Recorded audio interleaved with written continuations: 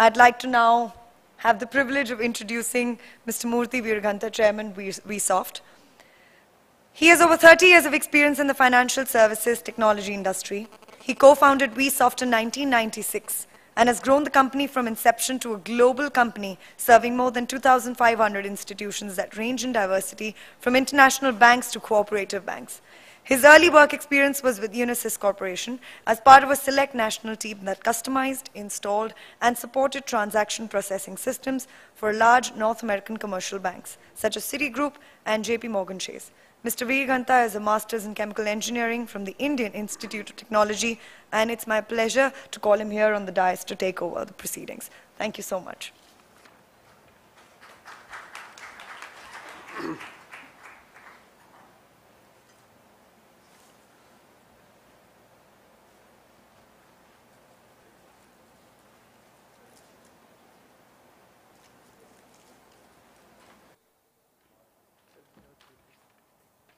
This is a remote? Yeah, next, previous and laser.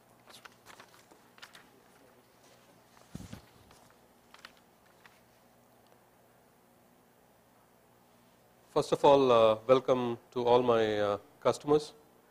Thank you for taking the time to come here. I know we arranged this at a very short notice of 3 to 4 weeks, but I really appreciate you all being here. Thank you, Mr. Bhatt, for accepting our invitation to be the keynote speaker. I think we enjoyed your last 1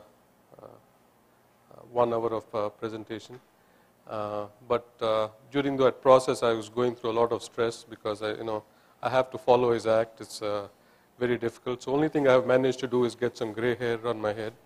That's about all I've gotten here. So we've incorporated this company in 1996. Somebody mentioned that the checks were going away. Let me give you a little background about myself. I'm a chemical engineer, I think, as I was introduced, and I joined Tata Burroughs in 1986.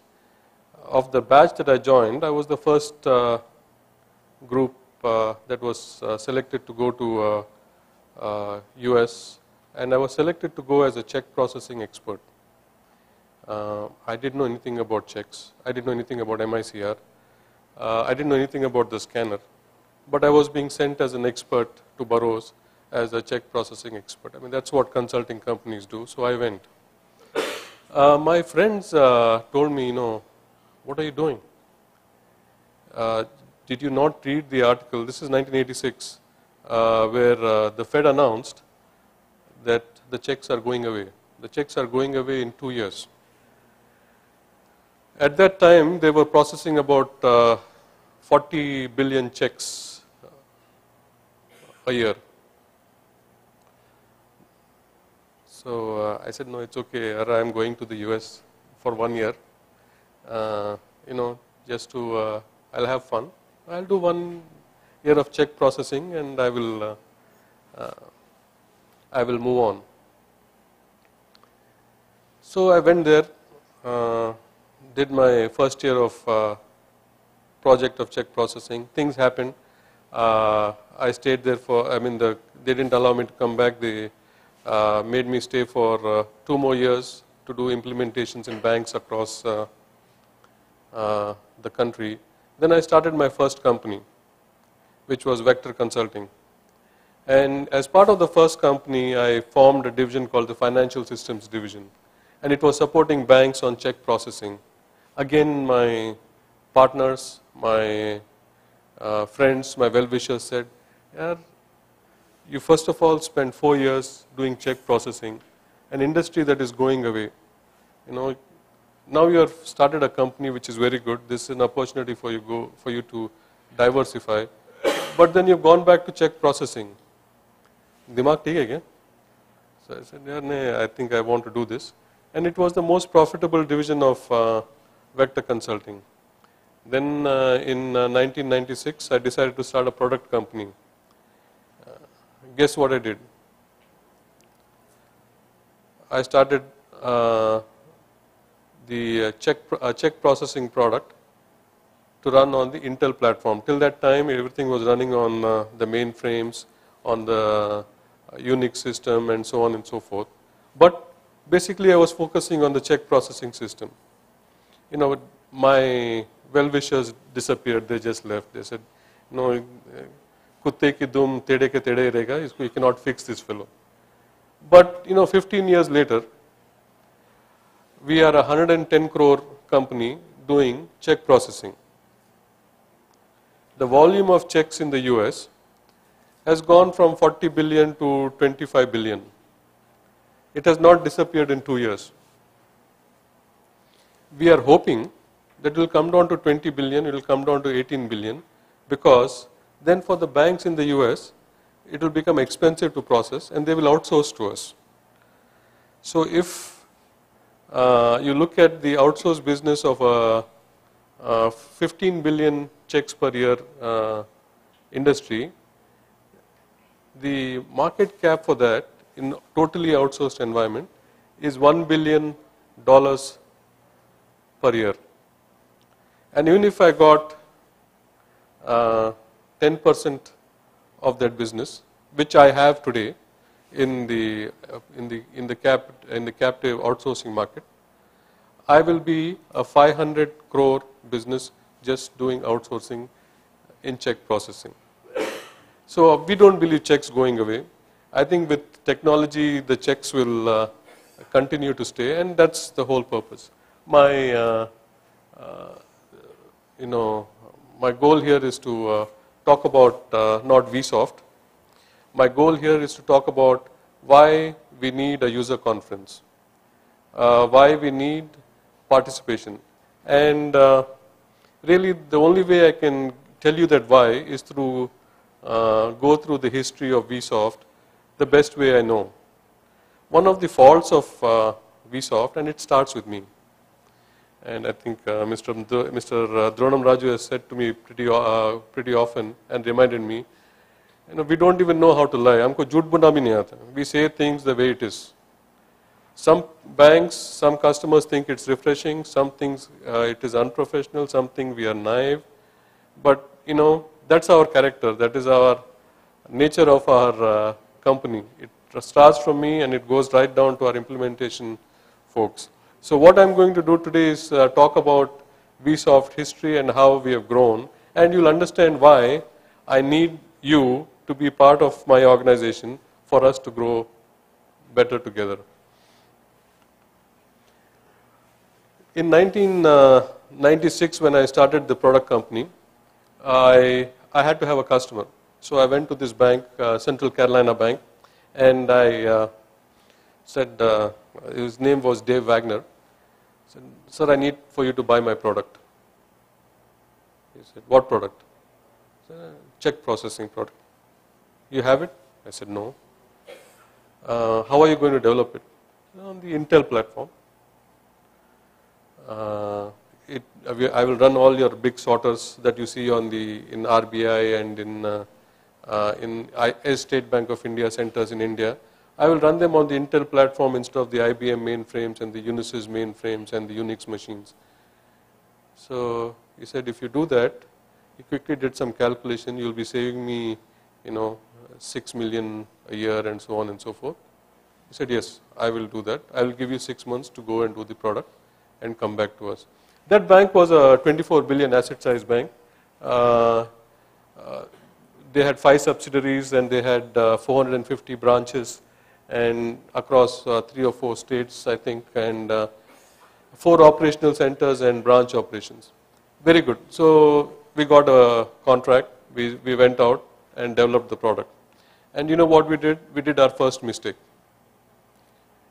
We went, we always think, we are the best programmers. That's a curse of every development organization. They are the best in the world. They are the best in the industry. They are the geniuses and so on and so forth. Vsoft is no different. We are a product company and we said, they said check processing, we can go out and develop that, no problem. Here's what we did.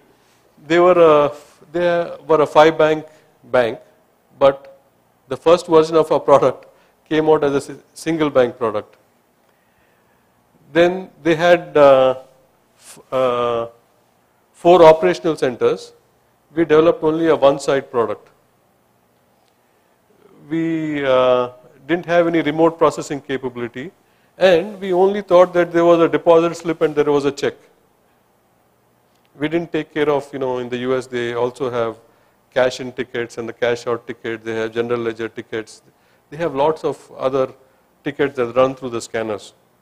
And by the way, this 20 or 40 billion checks that we are talking about does not include deposit slips, does not include cash in tickets, does not include cash out tickets, does not include general ledger tickets. So if you add them up, it goes into more of those billions. Anyway, so what did we do wrong here? What we did was we got the order, we went into a closed room, developed the product and came back and we failed miserably. Of course, I knew this banker long before that, so he gave us 6 more months. And the learning of that exercise was our product became, multi-institution or multi-bank. It became multi-site, supported remote processing, and it was totally parameterized. So the difference between what we did first and what we did second was, after making the mistake, we went back to the customer, sat down, listened to what they really are, what their environment was, what product they really needed, right? Then that gave us 3 years of growth. We started growing and we had 20, 30 customers and all of them in the check processing area. About this time, we signed a company called Financialware. They had the product for research and archive, and they took me to this data center, Financial Services Inc. So along with their archive and research, they sold my check processing product. And they took the money and they ran away. This happens in the US also. Chala gaya, gayab. These people waited for, at that time they were processing for 20 banks. These people waited for 6 months, waited for 9 months. That vendor his name was Charlie Myers. He was gone. I mean, his company is running, but he refuses to give a call, he refuses to do anything because these people had given 100% advance. Not only for their product, my product and everything, installation, support, all of that was done. He was gone. So and my product is being implemented, but it is not going into production. And I needed this because this was the first true data center my software was going in. So I went into the executive vice president's office one day and I told him, sir, you have to buy this product from us. So he said, oh, you have this product? I said, no, sir, nahi hai. You think I'm mad? He's asking me. First of all, I've given money to somebody who ran away. Now I'm going to buy a product from somebody who doesn't have. You expect me to go and tell this to the board? I said, yes, sir. So, how can I justify this madness? He's asking. Because he was sure I was not going to leave the room without the contract. And I was not going to. I said, sir, आपने तो पैसा तो खर्च कर दिया. You gave him. You don't have the face to go and ask your board again. I didn't say how much you have to pay. I only said you have to take the product from me. You don't pay me a single paise. You just give me the maintenance next year onwards that you have agreed to pay the other vendor. But what I want in payment from you is your knowledge as to what these reports and research and archive system has to give. For me that was a big payment. That was a learning. We took that, very successful. We continued to grow. Not only did we do reports, research, we did archive, we did image statements and all of those kinds of things. Then we went to National Finance Corporation. This is a very strange story. The CIO, she's a lady. She called me and she said, Murph, you need to figure out something about our return system. Our staff is starting at about 8 in the morning and working till 8 at night. And I want you to see if you can fix this. This is all about checks returns. Everything I'm talking about is checks today. I'm not talking, there is one slide on core banking. I will skip that very fast. So I spent one day in the returns processing system. So I went and told her I can solve your problem. So she said, okay, go and talk to Caroline. She heads my returns department. And tell her that you are giving her the product. So I went to her and I said, Caroline, I'm going to save you about 40 man hours a day. I'm going to save you so much on licensing, so much on maintenance, and so on. She says, very good. So when are you implementing the product? Can I see the demo? I said, Caroline, I don't have the product. You're going to help me develop the product. So she listened to me, and then I went to the CIO's office. It was not more than 50 meters from her room to the CIO's office. By the time I reached that place, she had already called and sought an appointment saying, this fellow came and is trying to implement something that he doesn't have. Do you know? So the CIO convinced her, and they've saved 59 man hours a day, and I think a few million a year by putting in our return processing system. Now, we did all these things. We continued to grow, but we didn't know the value of what we had done. Unisys, which is Burroughs, I owe them a lot because that was the first job I had in the computer business. So they called me one day. They said, Murthy, I need a favor. I need for you to come to Citibank. They have decided to go with FIS for the chargeback system, and but their RFP process requires a third vendor. So 2 vendors have already presented. I need a third vendor. So you are just coming in for RFP purpose. I'm wasting your time, I know, but you owe me a favor, so you please come and make the presentation. Now I had a sales team by the time that had done all the sales in 2007 and so on, and I decided not to waste their time. It's an order that I'm not going to get. What is the point in me sending my sales team? I hold their time in great importance. You believe that, George, right? It's there somewhere. So I went to Citibank. I went as a salesperson. So there were a room full of people. Citibank's like any other large bank. I was one presenter, and they had about 20, 25 people sitting there. I was supposed to present for 2 hours. That was the requirement. Then the presentation went on for 4 hours. All I was talking about was the feature functionality that had been sold to to NBC, and because that was a user-driven product and project and so on and so forth, and we implemented multiple places. But we have implemented in 20 billion asset size bank, 500 million asset size credit union, and so on. Small institutions. Now Citibank, one of the largest banks in the world, and did not expect to achieve anything there. So I presented for 2 hours. I talked about the product. I was coached by my sales team and technical team and so on. So I thought I did a fairly good, not 2 hours. It went on to become 4 hours. They kept on asking questions, and it went on. At the end of 4 hours, one person called Patrick Chow stood up, and he said, "We are very happy with your presentation. Today, as it stands today, we are not going to sign the agreement with FIS. That has been indefinitely postponed definitely postponed till you send somebody from your organization that knows what he's talking about." So they were smart enough to understand that I'm not technical and so on, but they were also very astute in knowing that our product would fit their environment. For anybody, a Citibank sales cycle would be 6 months, 6 years, or something like that. For us, it was 4 hours. Within 2 days, they signed the agreement with us.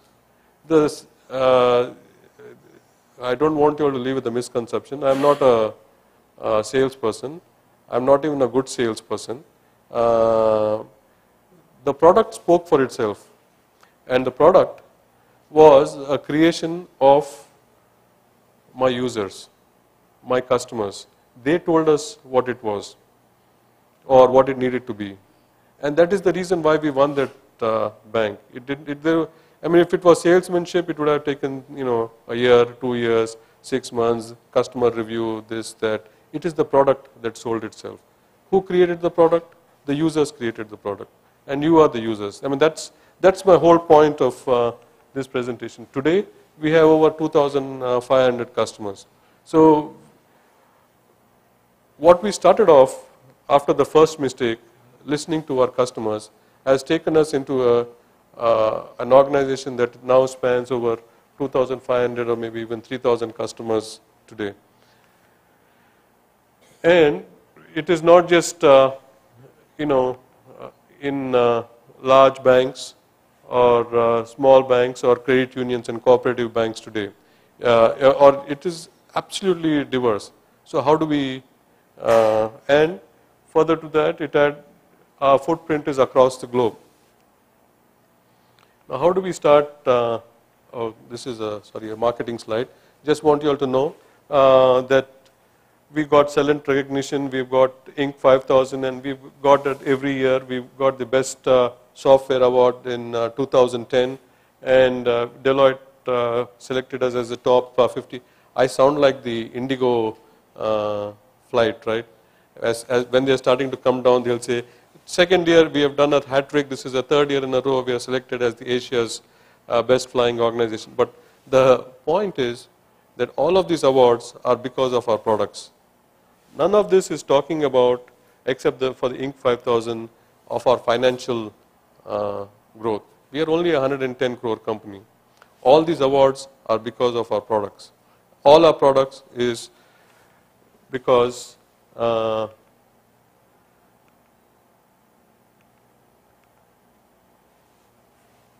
how we went about doing it. And the question is, how did we do it, right? Did we invent a new process in in product development? I don't think so, right? I think we are just a plain old simple application company. If you look at Western literature, there will be words for what we are saying. Value co-creation, okay? Open innovation. This is not from the Western literature. This is from one of my customers in India, think tank outsourcing. That's what Mr. Iswaran has said. But that's what it is, though. But these are words to how we have gone about doing this. Or if I have to quote Mr. Kumar Dhand of Arihant Bank, it is maybe because we are married, between as customers and users. Of course, I don't know how we are married. It can take this shape, where Vsoft is the wife and we are carrying all the load. Or it could take this shape, where we are the husband and you are still holding the rope in a hand. But the bottom line is, we are into a relationship. And our true reason for our success is we've listened to our customers. Right? And all those are titles, names that can be given to the process. The reason for our success is truly because we have listened to our customers. We've understood their pain points, right? I think we've sat there and we listened to them. And we've understood the business goals. And to that end, what we did in the US was we created what we call Vision US. And there we have our customers coming together and giving us direction as an organization as to how the product is going to help them. And there are, the committee meets for 2 days, and of course the first half of the first day is a relationship between any customer and a vendor in the software industry telling us how bad we are. But then the next 1.5 days is spent on how we want to grow together. Okay, we are a software company, we are a product company. I'm not going to stand here and say we've been perfect. I'm not going to stand here and say we've been even close to being perfect. We have made mistakes all through our growing life. We will continue to do so, less or maybe different, but with your guidance in the right direction. And that's our goal. That's the whole purpose of us getting down to this group. So our Vision US, very successful. I think last year we met at Stone Mountain in Georgia. It was there were about over 100 participants there, and seems like the concept of a user conference driving a company is picking up strongly within the Vsoft culture. Okay, and fundamentally, I think this is what we accept today, right? We are not going to come in and tell you, this is the product, this is how you have to use it, because this is a banking product, and you know banking better than we do. And this group, this conference, this committee will, and we wish, would drive us in that direction. Of course, other things that the user conference did, it forced us to change our corporate website. I think the new one was launched, I think 3-4 months ago. And it also forced us to create a Vsoft portal where we have our brochures, our documentation and information. All of this has been driven by our user group. Okay. Then there is a newsletter that goes out in the US, and we are more than happy and willing to do the same thing in India to update our users of the same situation. Now I talk about mistakes and doing it differently and so on and so forth. I think when we came into India, I have to tell this, first mistake was with sales. This was in 2005, 2006. Very typical US company, right? Comes into India, and we have done that, been there, we know everything, and so on and so forth. So we were at a conference in Delhi presenting our products, and seems like we were not connecting, because we would say, we have so many customers, 1,000 customers, and they are doing check 21, check truncation, and the way we will do it is amount entry, and we will use CARLAR and so on and so forth. After about 5-10 minutes of talking to this potential customer, I would say, sir, any questions? So he'll say, so what can you do for me? So basically, our approach was so foreign that we didn't even make contact. We didn't even make basic initial communication. So that was our first learning. Because, a bank is a bank is a bank is not true. It's absolutely not true. We now have customers in Canada, we have customers in Latin America. Canada shares the border with US, but the banking in Canada is different. Banking culture in Canada is different from banking in US. We had forgotten that when we came to India, and assumed, since we are in bank, everything would work, just pick it up, drop it. That was a huge mistake. It didn't work that way. We learned, I think, at the expense of Axis Bank, but we did. And even in India, if you take banking culture, State Bank of India, totally different culture. Totally different from other public sector banks. Then you take private